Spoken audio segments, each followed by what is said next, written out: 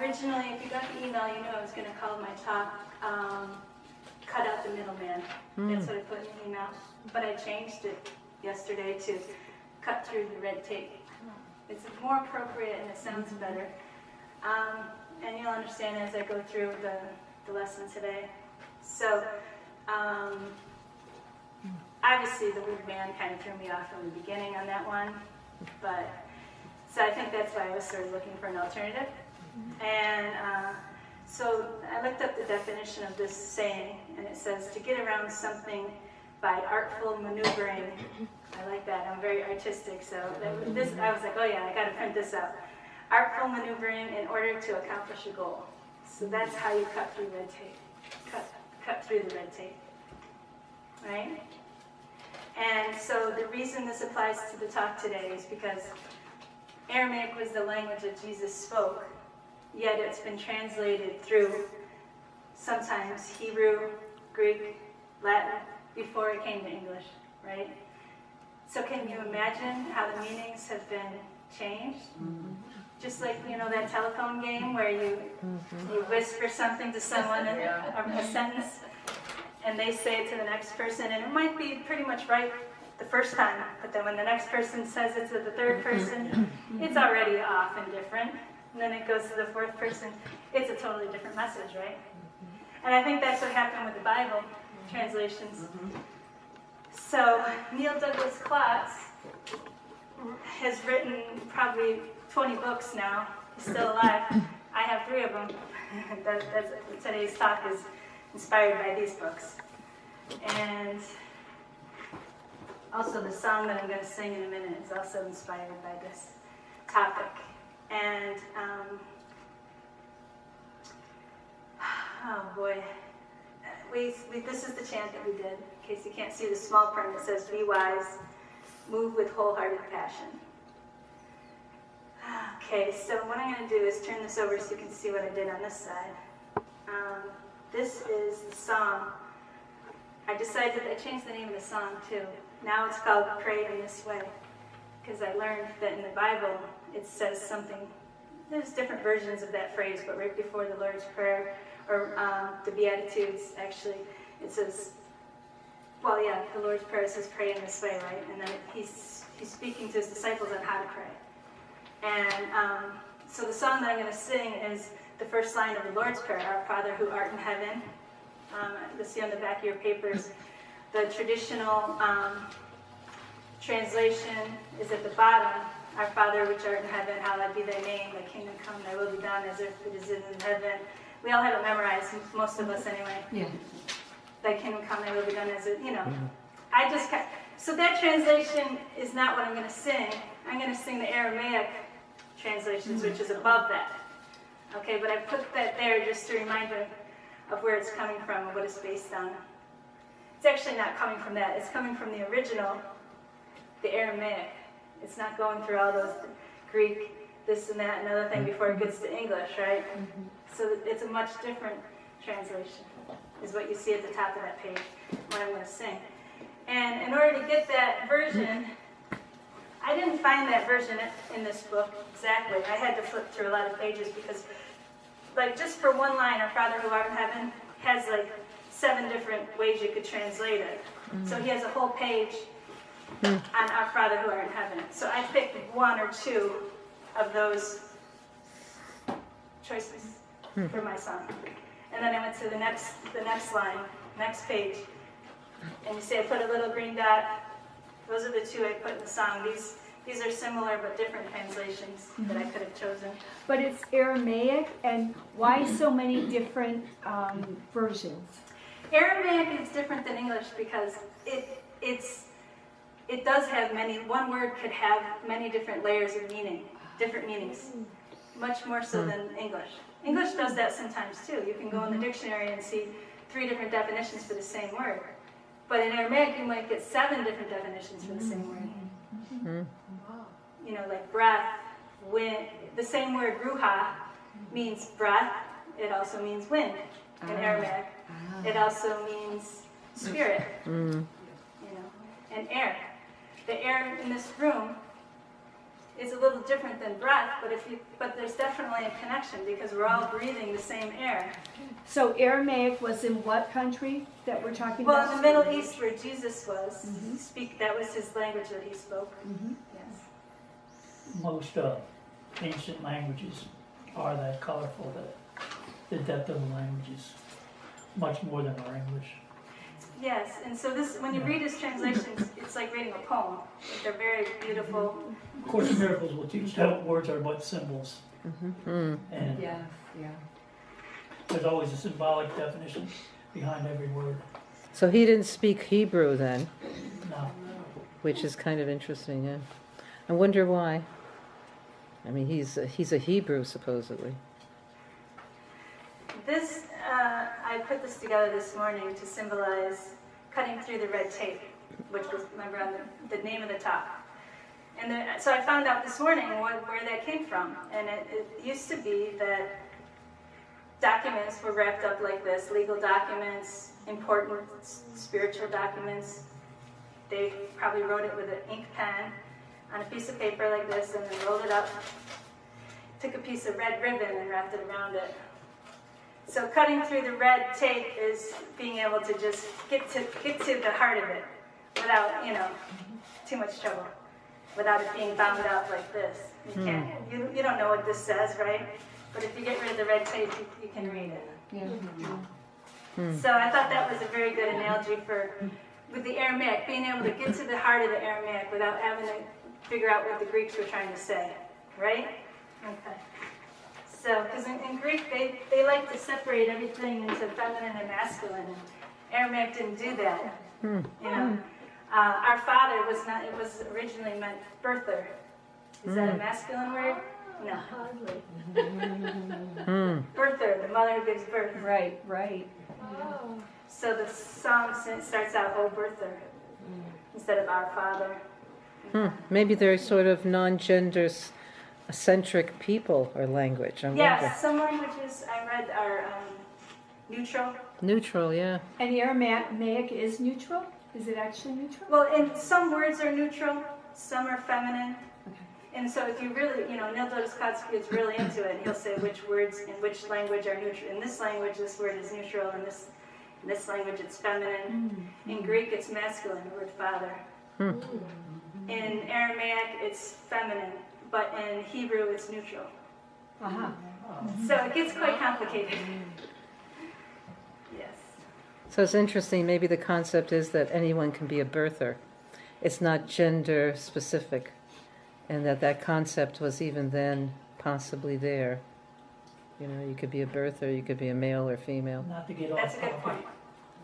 but in the spirituality of the book I'm reading now, it's the way we look at the world is diametric with this, or dichotomy, male or female.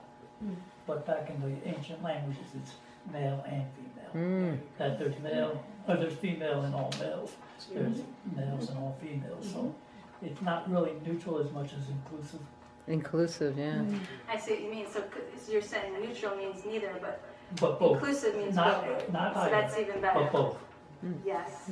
Because it does take a male and female to create too. It Right. takes both poles for the creation. Consumption, yeah. Right. Yeah. Unless you Wonder Woman. So Which you're not. this is one of the lines in the song that I'm going to sing. It says, You are. "Focus your light within us, make it useful," is the lyric.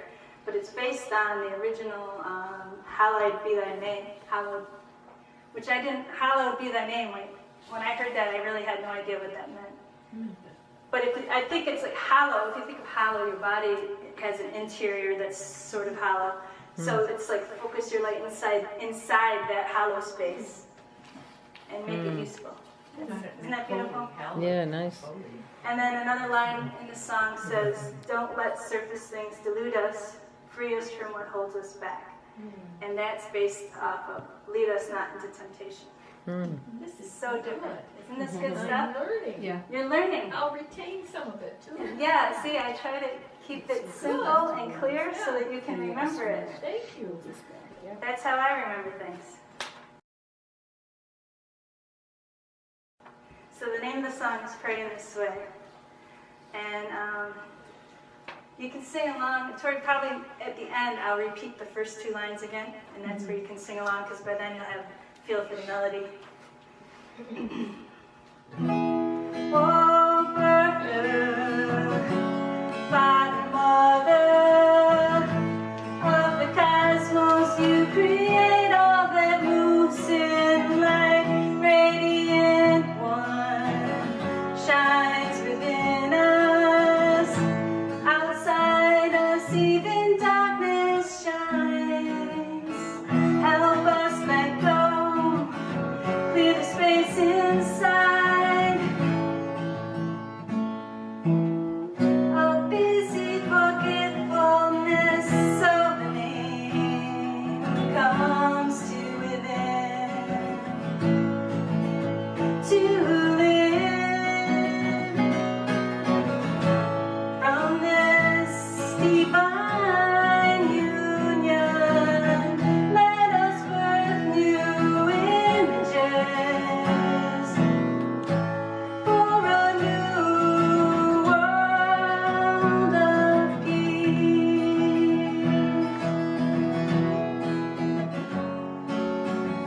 Let all wills move together in your vortex as planets and stars swirl through the sky. Help us love beyond our ideals. Sprout acts of compassion for all creatures. Give us the food we need to grow through each day, through each illumination. Loosen the cords of mistakes binding us as we release the strands that we hold. Don't let surface things delude us. Free us from what holds us back from our true purpose.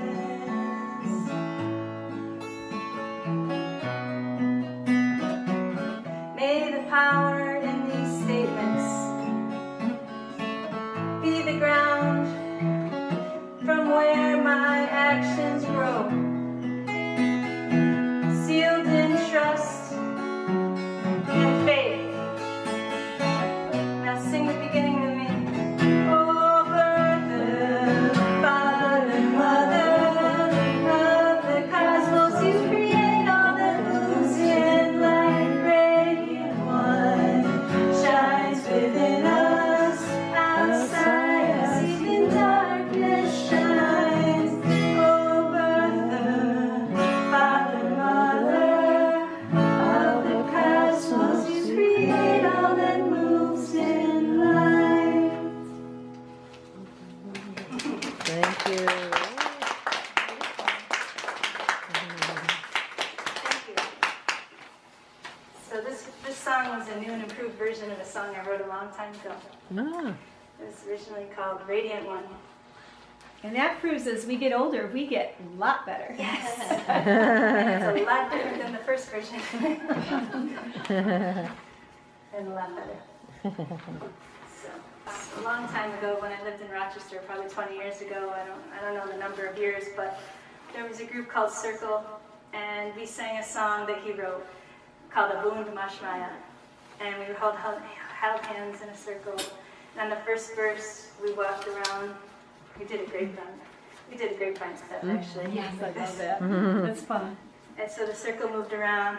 And then for the second verse, we went towards the center, holding hands and lifting up like this. And it always feels so good to do that. And as we're singing the second verse, we come back to the circle. It's a beautiful dance. It's called the circle dance. It's similar to the dances of universal peace that you may be familiar with. Okay, I see a lot of heads nodding yes, you've heard of dance. So Neil Douglas Clatts is one of the ones who spread the Dances of Universal Peace internationally. I mean, Samuel Lewis was the first one, it's on one of the other cards, his name, who originated it. And then Neil Douglas Clatts was the one that spread it and the message out to 25 different countries. So there's a group in Rochester that does it, in Ithaca. Maybe we can get one started here. That would be nice in Binghamton. Yes, I would like that. Because when I was in Rochester, they had a drummer, someone playing a drum like this in the center of the circle, and that person needed someone to fill in, so they asked me to fill in, and I did, and so I got to drum in the center, and somebody was playing guitar in the center. So it was so fun. Afterwards, I got feedback that my drumming was a little too elaborate to just keep it simple. But I had fun. So that was Dances of Universal Peace. So I attended both that and also Circle, which was a similar version of it. And that's where I learned the song of Wunderbar Shmaya, which we're going to do in a little while. I'm going to drum on that song in a little, after I talk a little bit. So you've heard, blessed are the meek, for they shall inherit the earth. Probably heard that quote from the Bible, from Matthew, Sermon on the Mount. So the Aramaic translation, ripe are those who soften what is rigid, inside and out. They shall be open to receive strength and power, their natural inheritance from nature. So isn't that interesting? Yeah. So earth, you can see the connection, earth becomes nature, and you're inheriting strength and power instead of the idea of inheriting the earth, which is kind of, how can one person inherit the earth? That never made sense to me. This makes sense to me. And the word meek, I used to think of that as somebody who was quiet, maybe weak, shy. But they're the ones who can soften what is rigid. And that's a powerful thing to be able to do. It takes power.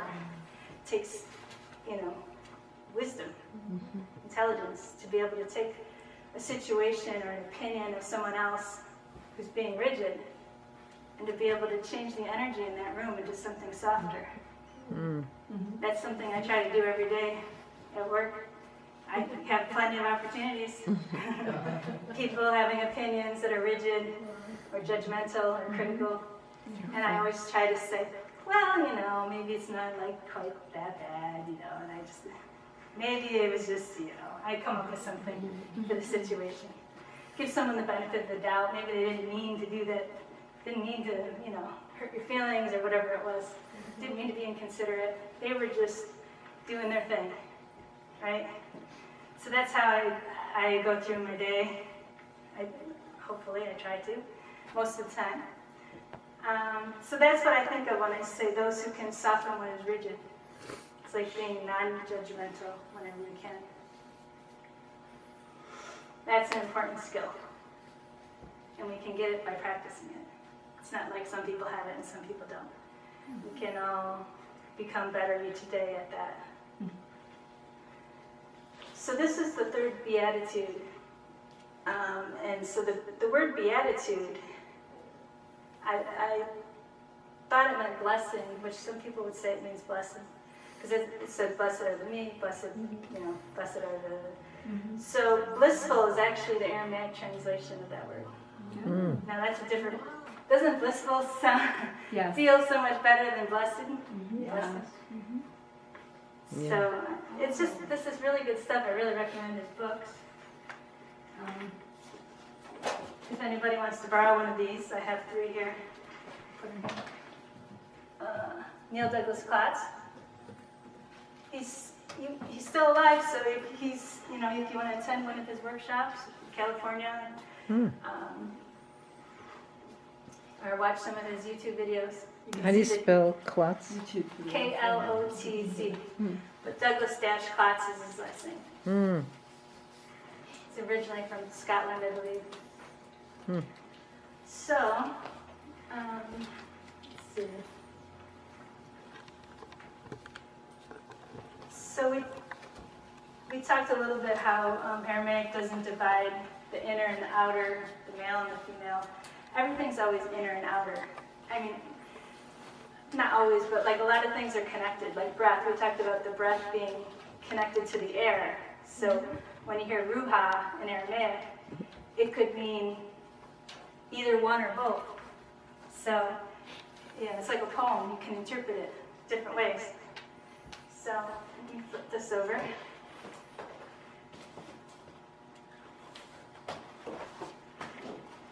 You know, can I, Yes, go ahead. blessing, I just, what you just said, a blessing comes from without, but bliss comes from within. Yes. That's, yeah, what a difference. It's a very different way. Yeah, words are powerful, so the way we choose to interpret them can make the difference between feeling like this or feeling like this. Thank you. Okay, so the kingdom of heaven is within you. You don't have to hope for an afterlife, because the kingdom of heaven is already here. And this is in the Bible. And so the same word that is used for among you, because in some places it says the kingdom of heaven is among you, which would mean like around you. The same Aramaic word also means within. So they use this, usually it's interpreted both ways, within you and among you, but it's the same Aramaic word. And the word for kingdom in Aramaic is malkuta. So this has a different meaning than we might guess. Malkuta means a sense of vision with empowerment, where a community receives a vision and is empowered to make changes in their inner and outer lives. So that's what kingdom means in Aramaic. It's all around us right now. You just have to allow it to arise. You just have to allow it to be. It's like, forget about the differences that we see, forget about criticizing things, just allowing things to be as they are. That's how you find your kingdom of heaven. And we all have glimpses of this. We've all experienced it for moments at a time. I know everyone in this room has, because I've heard you share about it. So we just have to extend those moments so they last longer, so that we can share it with others. Because being in the presence of someone else who's experiencing heaven, the other person can feel it too, right? So we get to share that with other people. That's the exciting part. So in Aramaic, they don't separate heaven from earth. It's all connected. That was an inadequate translation. The Greek philosopher Plato was the one who divided heaven and earth, really. He wrote about that as a separate thing, and people sort of started believing that. So in the book, The Hidden Gospel, in the Gospel of Thomas, it says, when you make the two one, and when you make the inner as the outer, and you make the outer as the inner, and the above as the below, then you will enter the kingdom of heaven. So, that's from the Bible. I thought that was beautiful. Neil Douglas Coates uses the word God quite a bit, but he prefers the word unity instead of the word God. Isn't that nice? Unity is the name of our group. So when you say, oh, I'm going to Unity today, you can think about you're going to be with God. Which we're always with God, but you know what I mean. So he uses the word unity instead of God a lot, interchangeably. And he also uses divine, the sacred one, or just the one. There's so many names for God. If you remember, I sang a song once. All the lyrics were just different names for God. We already talked about Ruha and the different meanings. Spirit, wind, air, and breath are different ways you can translate that word. So you can do a chant when you're at home. If you want to meditate or chant, you could just use this one word, and you could visualize these 4 other words in meditation. And you could chant Ruha, Ruha, and 4 times. The first time, think of spirit. Second time, think of wind. The third time, think of the air in the room. The fourth time, be aware of your breath. Although you may want to start with the breath. But it's a circle, so next time around you're starting with breath. So I would say that would be a good word to chant with, or to meditate. I like to chant and meditate at the same time. So, because it helps to clear my thoughts when I'm chanting and focusing on one word or 4 words. I'm able to sort of clear out all the other clutter that might be going on, the other thoughts that might be rustling through my brain. They just kind of go in the background for a little while, give my brain a rest. So that's why I love to, and with adding the drum makes it even more powerful for me, because I can feel the vibration through my body. I can feel my body vibrating. So the combination of singing and drumming, and that's why I started out talking about dances of universal peace, because there's the drumming, the guitar, the singing, the movement. They do other dances too. Sometimes there's different movements where everybody leans forward like this in a circle and everybody stands up. And they might go like this. So these are body prayers that Neil Douglas Klotz teaches at his workshops. So everybody's doing it in unison. It's very, you can imagine it's very powerful. So he calls them body prayers. Okay. So he started, Neil Douglas Klotz started teaching in the 1960s. That's when the dances of, at least that's when the dances of universal peace sort of started getting going anyway, late 60s, I think. And it started with Sufi teacher and Zen master Samuel Lewis. His name is here. He started the dances of universal peace. And he also started studying Aramaic. He's the one that kind of got Neil Douglas Klotz was reading the notes and the research of Samuel, and he kind of took it a step further, and he organized it and typed it up into the computer and learned how to say the Lord's Prayer in Aramaic, which is something Samuel Lewis always wanted to do, but he said he wanted to be able to say the Lord's Prayer in Aramaic, but he didn't actually count for cycles. So Neil Douglas Klotz kind of continued on with what his mission was. So I saw that in a YouTube video, that story. So it was interesting to hear that, to hear Neil Douglas Klotz sharing that story himself on the video. So go to YouTube, check it out. What else? So I think before I sing the Abunda Mashmaya song that I mentioned earlier, that I learned at Circle, that was written by Neil Douglas Klotz. I'm going to sing that in a second with the drum. Before I do that, I just want to say that if there's any musicians out there or watching this video that Vera's making, please come and share your music, whether you're a drummer or a singer or whatever instrument you play. I would love for more musicians to come and join me on Sundays here and share your music, because so far it's been mostly me, and I'm ready to share that opportunity with others. So if you just want to share one song, if you know somebody, if your brother-in-law can play guitar, ask him if he wants to share his talent. There's a lot of guitar players who just play in their home and they never go out because they think they're not good enough. Well, I'll tell you, that's not true, because you guys have let me play.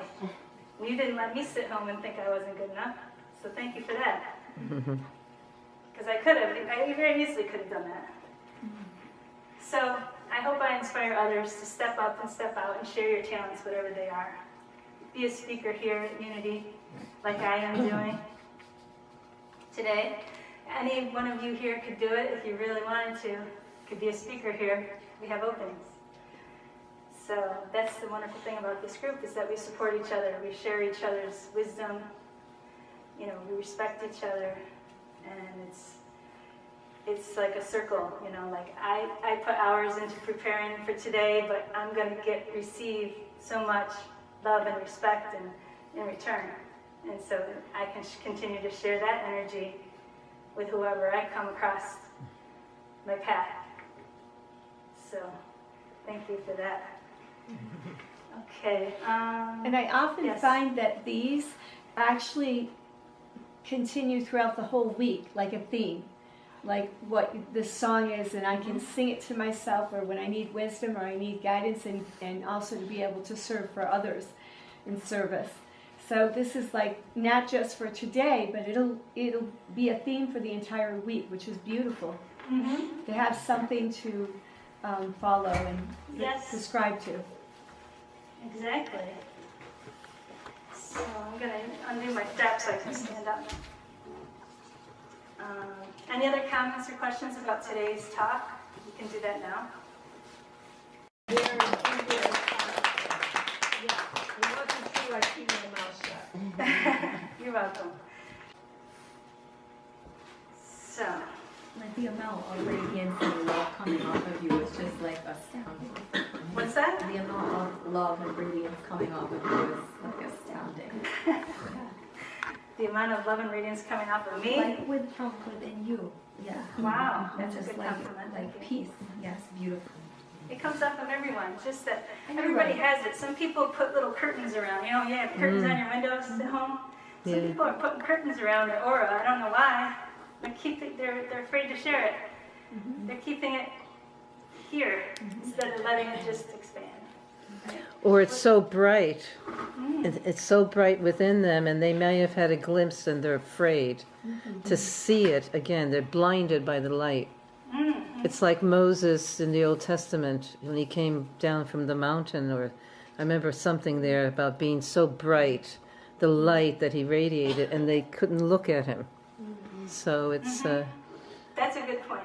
A lot of times we're overwhelmed by our power. And so in response, instead of releasing it, we're like, no. We're like, no, we don't. I'm not that powerful. Don't look at me. So I encourage you all to let your light shine. Let it go. Let it shine. There's no reason to hold it back. And we're used to darkness, We're used to, many of us, myself included, we're taught and imaged darkness more. So we're kind of used to darkness and hiding in the darkness, or, low lights, or being in a closet. And so we're kind of... I was in the closet for years before I came out as someone that wanted to marry a woman. Right. And I'll say, I don't like to label myself as gay, lesbian, bi. It's too boxy for me.